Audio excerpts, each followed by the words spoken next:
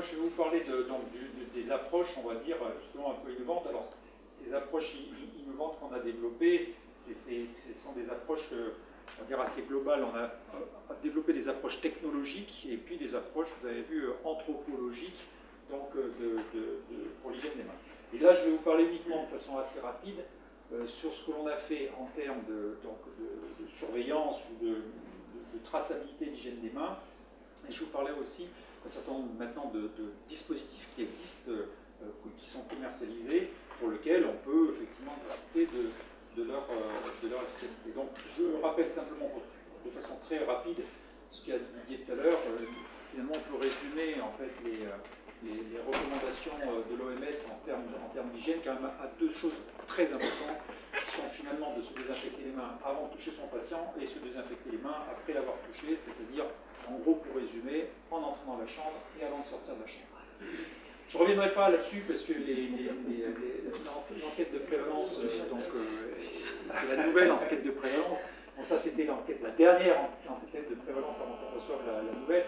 J'avais juste un commentaire, mais qui allait dans le sens effectivement de Philippe, c'est que c'est facile de faire bouger les enquêtes de prévalence, simplement parce qu'on ne fait pas la même chose. Donc entre la dernière entre l'avant-dernière et celle de 2012, simplement on avait sorti les infections urinaires asymptomatiques du lot, donc du coup on abaisse ces chiffres. C'est juste pour voilà. Oui, donc sur les on va dire les technologies qui ont été un peu utilisées d'abord dans un esprit au départ d'études, et puis après dans un esprit réellement de monitorage, il y en a eu un certain nombre, et les plus anciennes sont la vidéo. Et il y a des expériences assez magiques qui ont été faites dans ce papier assez ancien du CID, qui avait été fait par une équipe américaine, où on pouvait placer des vidéos dans des chambres de réanimation, et ils regardaient tout simplement si les gens se lavaient les mains, et en fonction de savoir s'ils se lavaient les mains correctement ou pas, il y avait un espèce de petit panneau lumineux qui montrait le nombre de, on va dire, la compliance au lavage des mains. Alors il faut dire que ça, c'est une étude. On voit qu'effectivement, à partir du moment où ils ont mis ça avec l'alarme, ça marche très très bien. Sauf que les vidéos, elles étaient lues directement en Inde par 50 petits Indiens qui regardaient les vidéos en temps réel et qui appuyaient sur le bouton quand il y avait une faute pour pouvoir leur mettre sur le tableau. Mais là, c'est un truc qui montre effectivement l'efficacité de la surveillance par vidéo, mais qui ne peut pas du tout être applicable dans la vraie vie. Mais c'était intéressant parce qu'effectivement, on montrait par là même qu'un temps réel, un retour en temps réel pouvait effectivement, comme le disait Philippe, améliorer les pratiques d'hygiène. Nous, on a utilisé donc cette vidéo, et donc on en a suffisamment parlé, donc je passe rapidement sur cette diapo. Mais il y a plein d'autres choses qui sont disponibles, qui ont été publiées dans la littérature comme outils, on va dire, innovants ou un peu technologiques pour pouvoir essayer de faire améliorer l'hygiène des mains. Alors il y a plein d'applications web, effectivement, qui permettent de relever si les gens sont bien lavés les mains ou pas. Il y a tout un tas de choses qu'on connaît au plein qui sont effectivement des trucs où on met les mains pour voir si effectivement les mains sont contaminées ou pas. Et puis il y a même des outils tout à fait nouveaux. Actuellement, ils vendent ça sur le marché pour savoir quand on rentre dans les chambres, on passe la main dans le détecteur. Si la main est contaminée, ça fait bip bip, donc on va se laver les mains. Enfin, c'est des trucs qui valent la peau du cul et qui sont disponibles sur le marché. Il y a tout un tas d'autres dispositifs aussi qui sont étudiés depuis assez longtemps. Alors je les ai séparés entre ceux qui n'ont pas de localisation, c'est-à-dire qu'on ne localise pas finalement le soignant, mais simplement on compte le nombre de fois où il prend une solution hydroalcoolique. Donc il y a des petits badges comme ça, là, on accroche sur la poche, et chaque fois qu'on va se désinfecter les mains, on fait pchit sur le truc, et donc du coup on sait combien de fois on s'est lavé les mains. Il y a des trucs un peu comme ce qu'on a nous, le Shadow qu'on installe, c'est un distributeur qui va envoyer un signal sur le web ou n'importe où, qui va nous dire effectivement si on s'est servi de l'alcool, et qu'on peut localiser, pas géolocaliser au point de délivrance, mais pas au personnel. Et donc l'avantage de ces systèmes, c'est qu'on peut calculer les consommations d'alcool utilisées et non pas celles achetées effectivement par les établissements, donc c'est un peu plus précis. Parfois ça peut être associé avec l'identification de soignants, et puis on peut sur ces systèmes-là ajouter des alarmes qui permettent de dire effectivement on s'est servi ou on ne s'est pas servi d'alcool. Alors il y a tout un tas de gadgets aussi, il y a des bracelets senseurs, donc en fait simplement comme quand vous lavez les mains, vous êtes censé bouger les poignets, eh bien le bracelet effectivement récupère ça et ils peuvent vous dire au bout d'un certain moment c'est propre, c'est pas propre, clean, not clean. Donc voilà, des couleurs différentes, il y a pas mal de gadgets effectivement qui sont maintenant sur le marché là-dessus. Alors nous on avait développer un autre système qui est un système avec une identification de la personne et une géolocalisation de la personne. C'est celui qui est actuellement à l'IHU, qui, sur le principe de base, c'est assez simple. Ça marche par radiofréquence, il y a une antenne qui est au sol. Cette antenne au sol va permettre effectivement de récupérer une identité, c'est l'identité de la personne qui va porter dans ses sabots une puce. Et donc, dès que la personne va rentrer sur cette antenne qui est disposée dans la chambre, à l'entrée de la chambre, eh bien, elle va être identifiée avec son numéro d'identifiant. Donc, on sait que c'est Philippe Rouki qui est rentré dans la chambre. Quand cette personne-là va se servir d'une solution hydroalcoolique, là aussi, il va être identifié toujours par radiofréquence, c'est-à-dire qu'il va y avoir un signal qui va partir de la solution hydroalcoolique, qui va être récupéré par un petit boîtier. Et l'ensemble de ces informations vont sur un serveur. Ce serveur collecte l'ensemble de ces informations. Et ça, c'est en temps réel, au fur et à mesure que les gens entrent et sortent de la chambre. Voilà, l'avantage de ces systèmes-là, c'est que, on peut savoir si les gens rentrent ou sortent de la chambre. On peut savoir effectivement s'ils se servent de l'alcool ou pas. Et on peut mettre aussi des systèmes d'alarme, c'est-à-dire on peut tout à fait, quelqu'un qui rentre dans la chambre en sachant que la rentrée, finalement, ce n'est ni plus ni moins que finalement mettre le pied sur l'antenne avant de se servir de la solution hydroalcoolique, et que la sortie c'est le contraire, c'est-à-dire se sert de la solution hydroalcoolique avant de rentrer sur l'antenne et d'ouvrir la porte. Donc du coup on peut tout à fait identifier les entrées et les sorties en théorie. Parfois effectivement c'est un peu plus compliqué dans la pratique. Donc voilà, donc ce système-là est un système relativement simple. On rentre, alors, quand on ouvre la porte, effectivement la porte donne un signal à l'antenne, on se désinfecte les mains, le signal part, et donc tout ça c'est enregistré sur le web. Alors, bon, c'est ce que l'on voit, donc c'est ce qui est actuellement commercialisé, donc le tapis en bas, le petit boîtier que l'on voit à gauche blanc, c'est celui qui récupère l'information, et puis le distributeur de solutions alcooliques qui est en haut, qui va envoyer effectivement les informations au boîtier.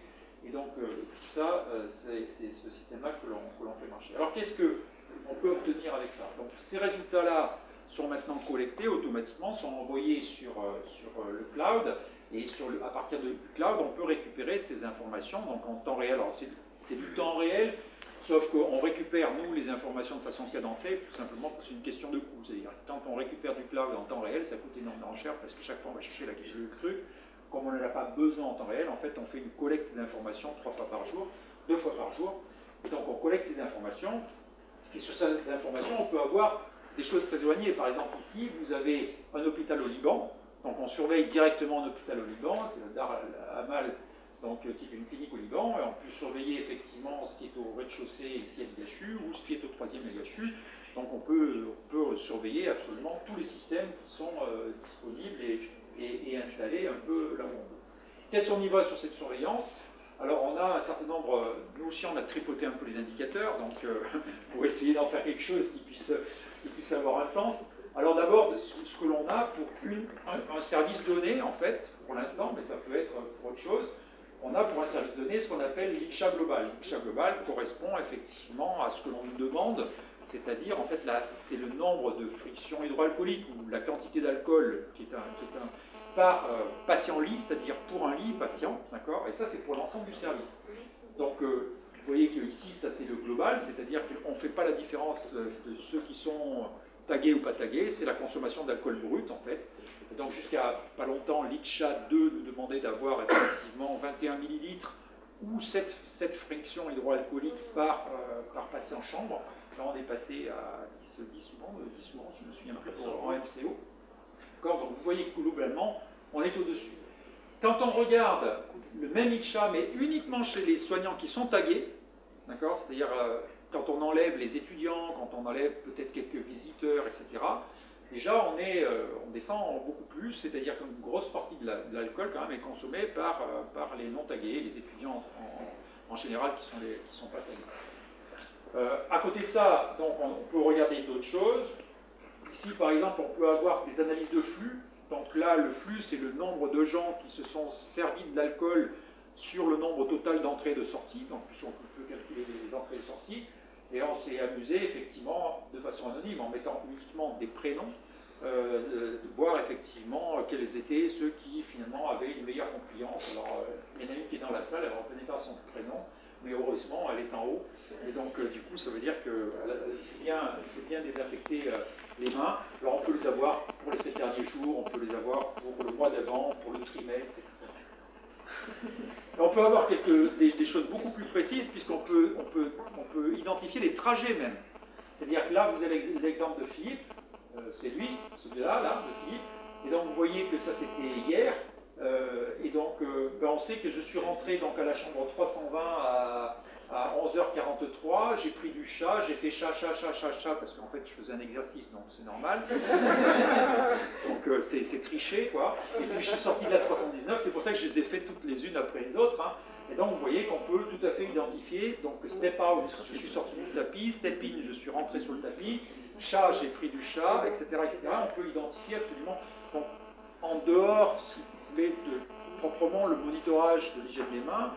Ça peut nous donner aussi du monitorage des soins, carrément, on peut avoir effectivement des activités de soins, c'est-à-dire, et on voit bien qu'on peut tout à fait se servir de cet instrument-là pour essayer de voir les activités de soins, quand est-ce qu'elles sont importantes, quand elles sont moins importantes, éventuellement avec peut-être des objectifs après, on va dire plus de management sur les soins. Et puis on a toujours dans ce même truc, on a la surveillance de notre propre système, savoir est-ce que le système fonctionne bien, d'accord, avec un certain nombre donc d'alarmes. Quand tout est rouge comme ça, c'est que tout marche bien. Quand il y a un point qui manque, c'est qu'il y a un problème. Et on a un autre système qui montre effectivement l'état de fonctionnement des chambres. Vous voyez que la 301, il n'y a aucune alarme, elle marche absolument parfaitement. Ça c'était aujourd'hui, donc c'était hier que j'ai fait l'extraction. Donc hier, la 301 marchait bien. La 302, vous voyez qu'il y a une alarme chat et une alarme tapis. Donc ça veut dire qu'à un moment donné, on n'a pas reçu de signal pendant un certain temps sur le tapis, donc ça peut être qu'on n'a pas ouvert la porte, ou ça peut être qu'il n'y a pas de patient pour l'instant pendant quelques temps. L'alarme chat, c'est quand on ne s'est pas servi de l'alcool pendant les 8 dernières heures, donc soit il n'y a pas de patient, soit il n'y a que des infirmières gantées qui ne se servent pas d'alcool, mais ça nous donne une idée, si vous voulez, du fonctionnement du système. Alors, à côté de ce qu'on a, nous, mis en place et développé, depuis quelques années, il y a plein de choses, notamment qui sont venues des États-Unis, avec des systèmes un peu semblables, pas tout à fait semblables. Celui qui est le plus proche du nôtre, c'est MedSense, qui marche de façon un peu différente. Vous voyez que c'est un système de radiofréquence aussi, mais qui est de la radiofréquence active, c'est-à-dire qui nécessite des batteries dans chaque appareil pour pouvoir communiquer.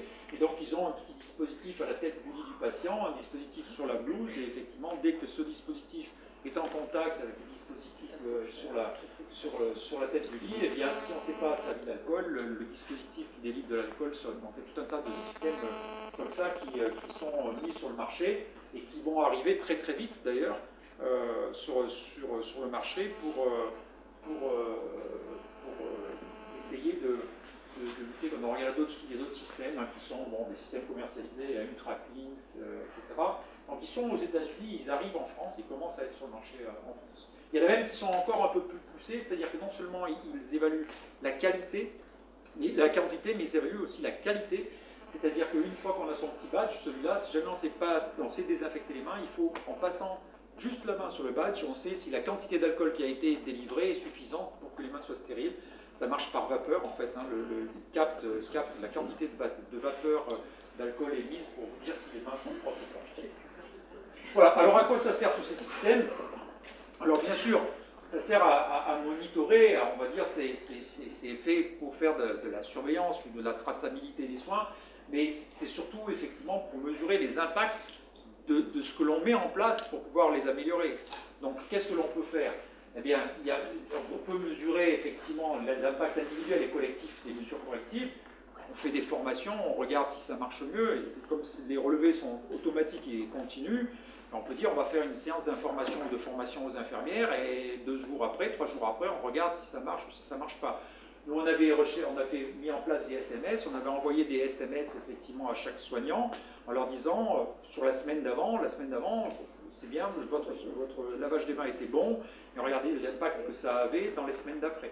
Donc on avait vu effectivement que ça marchait relativement bien, qu'il y avait un doublement de lavage des mains chez les gens qui recevaient le SMS. On peut effectivement travailler sur le comportement des soignants. Cette année, on a fait quelques études plus sur le domaine psycho, mais on peut voir effectivement l'impact que ça peut avoir sur le lavage des mains. Donc il y a plein de choses que l'on peut voir. Par exemple, l'histoire des gants. Eh bien, on va mettre en place une politique effectivement de désinfection des gants. On va voir si finalement le lavage des mains, globalement, est meilleur. Donc c'est des outils qui sont là surtout pour tracer et surtout pour pouvoir voir efficacement finalement l'efficacité de nos mesures correctives. Voilà.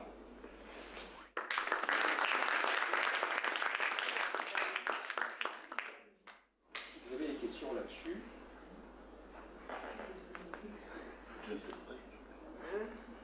C'est qui, Sophie?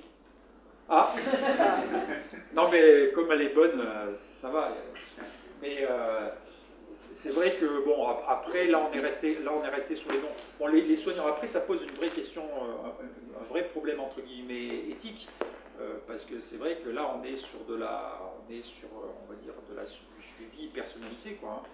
Donc là, tout colle bien, parce que les soignants qui sont dans le service sont d'accord avec ce système-là, parce qu'il n'y a pas, on va dire, de système de répression derrière sur la mauvaise pratique. Mais bon, il y a une vraie question derrière, effectivement, à la traçabilité individuelle.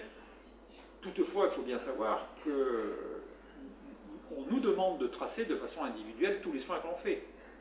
C'est-à-dire que nos pancartes de soins, nos plans de soins, etc. sont tracés et on demande aux soignants de signer. Donc la traçabilité est nominative, elle existe dans les hôpitaux, elle est obligatoire, et elle nous est non seulement elle nous est imposée par la HAS. Donc là, la différence, c'est que la traçabilité, effectivement, est automatisée, quoi. Elle est informatisée. C'est ça la différence. Oui, ça marche bien chez vous parce qu'il y a une bonne ambiance, quoi, mais vous savez que dans tous les services, c'est pas forcément la même chose. Et ça peut être effectivement un moyen de justifier des sanctions qui ne pourraient pas être justifiées autrement, machin, etc. Pour ça, je me demande, c'est l'objectif de tout ça, c'est quand même d'améliorer les pratiques. Bien sûr. Donc je me demande si, parce que c'est le problème du feedback. Et donc, est-ce que vous ne pouvez pas, est-ce que les résultats de chacun ne pourraient pas lui être renvoyés sur son mail ou je ne sais pas comment? Mais c'est ce qu'on a fait avec le SMS en fait. Voilà, et ça marche. De manière à ce qu'il ait ces résultats, mais que pour le reste, ça soit anonymisé quand même. Ça peut se faire. Ça peut se faire. En pratique, ça se fait, si vous voulez. Mais sur le plan juridique, c'est pas vrai. C'est-à-dire que si on nous demande réellement, les tags, c'est des tags. Les tags identifient des personnes. Alors, sauf à mettre les sabots de la copine, ce qui est encore possible. C'est oui, non, mais ça, c'est la justice formelle, c'est notre problème. Le problème, c'est la vie quotidienne dans le service. Mais la vie quotidienne dans le service, on peut d'abord anonymiser. Là, ce qu'on a fait, nous, pour l'instant, dans un premier temps, c'est ne mettre que les prénoms. Alors, c'est sûr que de temps en temps, il y a des gens qui se reconnaissent, mais bon, que mettre des prénoms. Après, ça peut être complètement anonymisé. Après, effectivement, on peut mettre des systèmes qui soient des systèmes de SMS personnalisés. C'est ce qu'on a fait. Après, ce qu'on n'a pas encore validé, parce que c'est des problèmes techniques un peu compliqués, c'est valider la puissance des alarmes, parce que là, ces systèmes-là, ils ont des alarmes. Le problème qu'on a actuellement dans les systèmes qu'on a développés, c'est que quand on était à l'hôpital Nord, on avait 2 antennes. Et avec 2 antennes, on avait 100%, si vous voulez, d'identification des entrées et des sorties. Là, on a un système qu'on a voulu simplifier qui a une antenne. Et en fait, c'est la porte, c'est le sens d'ouverture de la porte qui va définir l'entrée et la sortie. Et ça, c'est un système qui est fragile, parce que, notamment, quand on est plusieurs à passer, il y en a un qui ouvre la porte et les autres qui rentrent. Et donc, du coup, on n'arrive plus à repérer. Il faut changer la procédure, chacun doit ouvrir la porte et la fermer. C'est ça, mais ça vous avez très bien vu que c'est pas possible. Donc du coup, il faut qu'on revienne à un système à double antenne pour pouvoir être sûr d'identifier les entrants et les sorties. Une fois que ça va être fait, on a le système. Je n'ai pas compris, ça veut dire quoi ça? À Nord, on avait 2 antennes. Donc quand on passe sur la première, 2 antennes au sol. Ah, d'accord. D'accord. Donc quand on rentre, on savait qu'en rentrant sur la première, en passant sur la deuxième, on savait par le sens qu'on entrait ou qu'on sortait. Là, actuellement, on n'a qu'une seule antenne. Donc du coup, si on laisse la porte ouverte, c'est mort. Et donc, et ça nous pose un problème. Donc on est en train de changer de système. Après, ça, pour approcher la vérité, on n'a pas besoin réellement d'approcher la vérité. On a besoin d'un marqueur. C'est pareil que l'alcool. L'alcool, c'est pas la vérité. Mais on s'en fout que ce soit la vérité ou pas la vérité. L'alcool, c'est un marqueur, et que ce marqueur, simplement, il nous sert à pouvoir mesurer finalement l'impact de nos interventions. Donc on voit bien là actuellement on a des compliances, les compliances sont à 20%. Si vous dites des services des maladies infectieuses des IHU, on a 20% de compliance au lavage des mains, je n'ose pas sortir les chiffres. Et ce n'est pas 20% de compliance, c'est un chiffre de base, mais qui va nous permettre effectivement de voir si effectivement les pratiques améliorent ce chiffre de base. Alors, il ne faut pas l'appeler compliance parce que ce n'est pas vrai, ce n'est pas de la compliance.